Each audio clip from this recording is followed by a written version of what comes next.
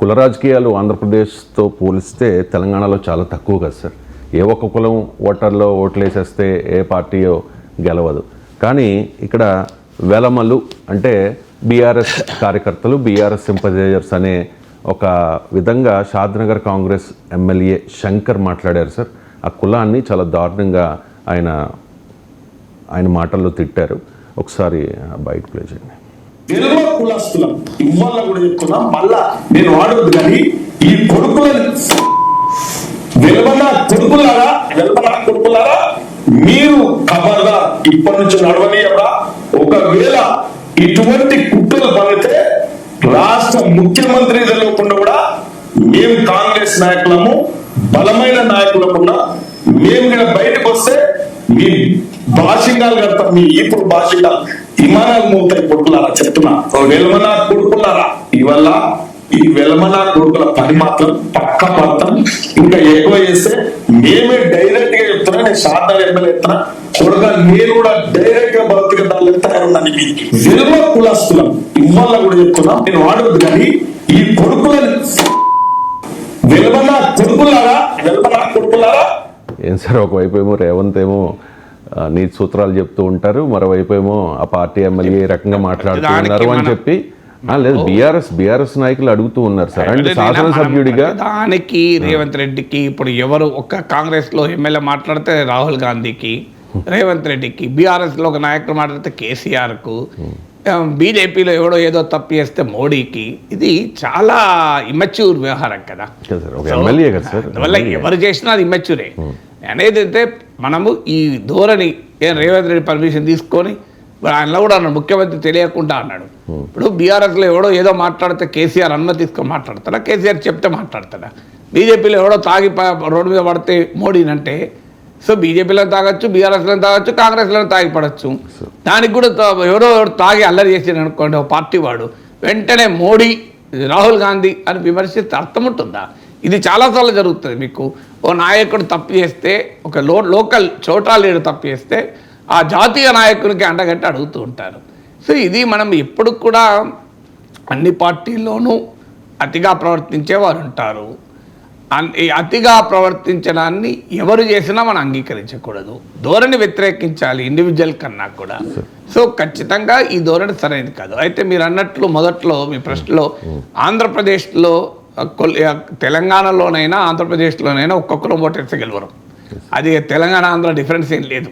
ఆంధ్రప్రదేశ్లో కూడా ఏ రాజకీయ పార్టీ అయినా ఒక్కొక్కరు ఓటేస్తే గెలుస్తారా? కానీ మీరు అన్నట్లు తెలంగాణతో పోలిస్తే ఆంధ్రప్రదేశ్లో కులం పాత్ర ఎక్కువ రాజకీయాల్లో, దాంట్లో ఏమీ డిస్ప్యూట్ లేదు. తెలంగాణలో లేదని అనలేం, కానీ ఆంధ్రలో ఇది కాస్త బహిరంగంగానే ఉన్నమాట నిజం. కానీ ఎక్కడైనా ఒక్క కులం వాళ్ళే ఓటేస్తే ఎక్కడ ఏ పార్టీ గెలవదు. అది తెలంగాణలో గెలవదు, ఆంధ్రప్రదేశ్లో గెలవదు, మరో చోట కూడా గెలవదు. అందువల్ల మనకు అర్థం కావాల్సింది ఈ ధోరణి.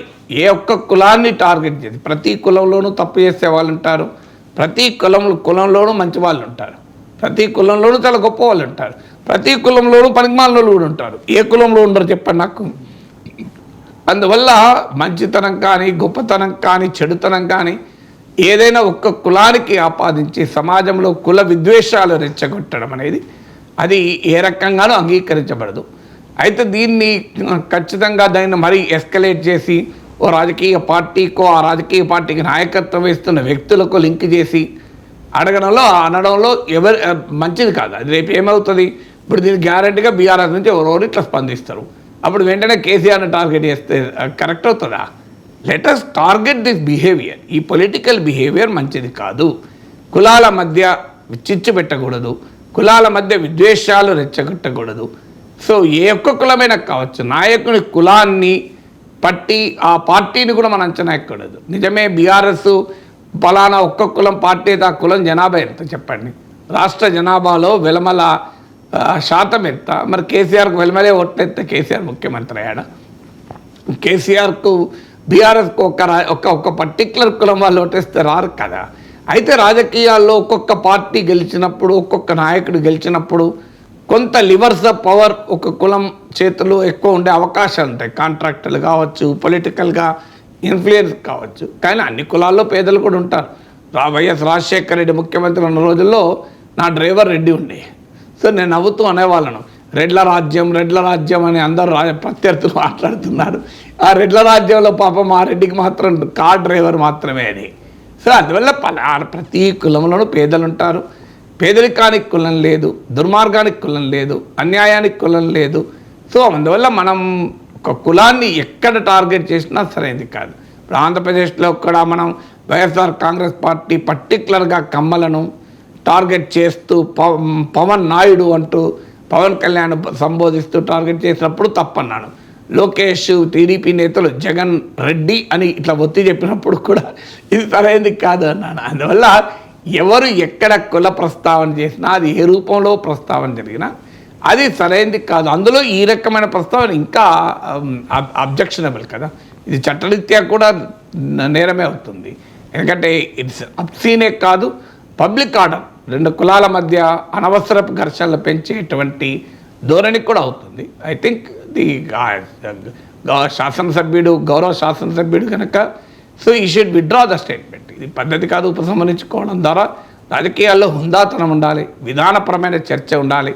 వ్యక్తిగత కులాలకు సంబంధించిన ఘర్షణ పెట్టుకుంటే కులాల కుంపడిగా సమాజం మారిపోతుంది. ఒక కులం అన్ని పార్టీలు ఇప్పుడు కాంగ్రెస్లో రేవంత్ రెడ్డి క్యాబినెట్లో కూడా వెల్మలు ఉన్నారు కదా, కాంగ్రెస్ పార్టీలో కూడా వెల్మలు ఉన్నారు, మంత్రిగా ఆశిస్తున్న వారిలో కూడా వెల్మలు ఉన్నారు. మరి వాళ్ళు లేరా వెల్మలు? సో అలా ఎలా టార్గెట్ చేస్తాను?